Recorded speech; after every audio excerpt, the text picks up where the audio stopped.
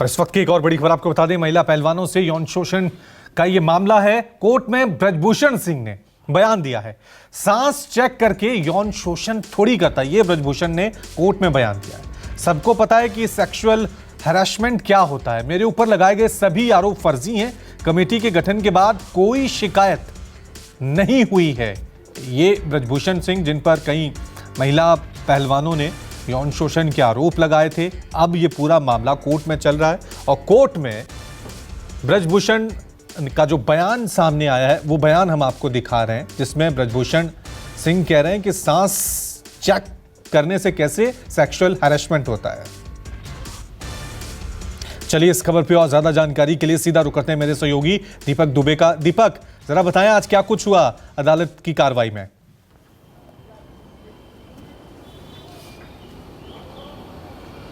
जी, आपको बता दें, राउज रेवेन्यू कोर्ट में तकरीबन 12:30 बजे के करीब में सुनवाई शुरू हुई और ब्रजभूषण शरण सिंह खुद कोर्ट में मौजूद रहे। उनके वकील की तरफ से दलीलें रखी गई हैं कि ब्रजभूषण शरण सिंह के ऊपर जिस तरह के गंभीर आरोप महिला पहलवान के द्वारा, खासतौर पर शिकायतकर्ता एक के द्वारा लगाए गए हैं, उसमें कहीं ना कहीं सच्चाई बिल्कुल भी नहीं है, क्योंकि ओवरसाइट कमेटी का गठन किया गया था भारत सरकार के द्वारा। वो शिकायतकर्ता खुद खेल मंत्री और गृह मंत्री से मिलने के लिए गई हुई थी और उसके बाद ओवरसाइट कमेटी का गठन किया जाता है। ओवरसाइट कमेटी के सामने शिकायतकर्ता के द्वारा किसी भी बात का जिक्र मोलेस्टेशन से जुड़ा हुआ उस दौरान नहीं किया जाता है। यहाँ तक कि इस बारे में ये भी कोर्ट में दलील दी गई है कि तमाम जो महिला पहलवान है, खासतौर पर शिकायतकर्ता एक जो है, उन्होंने ट्वीट को अपना माध्यम बनाया था, प्रोटेस्ट को अपना माध्यम बनाया था, ना कि वो ओवरसाइट कमेटी के सामने समक्ष प्रस्तुत होती और वहाँ पर उन तमाम सबूत या फिर जो भी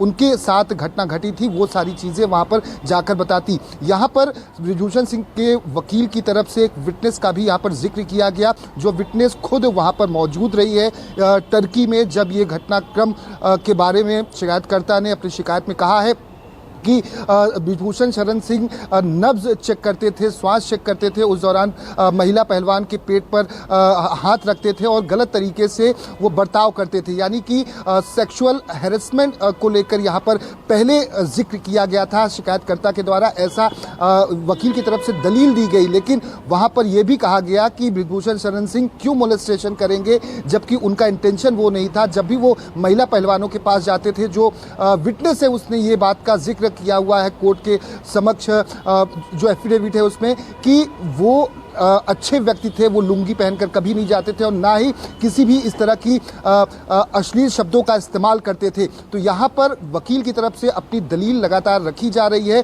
और यहाँ पर दो चीज़ों का और जिक्र किया गया है। पहला, महिला शिकायतकर्ता की एफिडेविट में कहीं भी ब्रीदिंग टेस्ट का जिक्र उस पूरे एफिडेविट में नहीं किया गया है।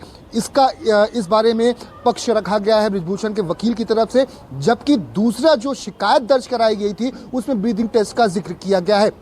तो दो अलग अलग बातें अगर कैसे हो सकती हैं, एक तरफ आप एफिडेविट फाइल करती हैं जिसमें आप पूरी घटनाक्रम का जिक्र करती हैं, चाहे टर्की का जिक्र हो, चाहे बुल्गारिया का जिक्र हो, जो अलग अलग देशों में घटनाक्रम हुआ है। और यहाँ पर यह भी ये दलील रखी गई है कि ब्रजभूषण पर आरोप यह था, ब्रजभूषण शरण सिंह ने उन महिला पहलवान को अपने घर पर बुलाया था। यहाँ पर साफ तौर पर दलील दी गई है, ब्रजभूषण शरण सिंह ने ना ही किसी को फोन किया था और ना ही किसी को अपने घर पर बुलाया था। शिकायतकर्ता एक जो महिला पहलवान है वो खुद ब्रजभूषण शरण सिंह के WFI के ऑफिस में गई हुई थी। वहां पर ब्रजभूषण शरण सिंह ने डाटा इस बात को लेकर था कि आप ट्वीट कर रही हैं, आप खेल पर ध्यान नहीं दे रही हैं, और इसी कोई डांट को लेकर एक हवा खड़ा किया गया था, उसे बड़ा बनाने की कोशिश की गई थी कि ब्रजभूषण शरण सिंह पर गंभीर आरोप मढ़े जा सके और इन आरोपों में कहीं ना कहीं सत्यता नहीं है। यह दलील ब्रजभूषण शरण सिंह के वकील की तरफ से रखी गई है। हालांकि तकरीबन 1.5 से 2 घंटे की दलील रखी गई है। 3 बजे तक जो पूरा मामला है वो स्थगित किया गया है कोर्ट की तरफ से। जी, और एक दीपक, क्योंकि इसमें तो ये जाहिर सी बात है, ब्रजभूषण सिंह पे जो आरोप लगे हैं वो तो उनको नकारेंगे ही और फर्जी बताएंगे ही, लेकिन इन सब के बीच बड़ा अहम हो जाता है दिल्ली पुलिस ने क्या चार्जशीट दाखिल की है। दिल्ली पुलिस इस मामले में किस तरह से, अदालत में जब यह मामला होगा तो दिल्ली पुलिस की तरफ से किस तरह से गवाहियां दी जाएंगी, क्या सबूत रखे जाएंगे, उसको लेकर कोई जानकारी?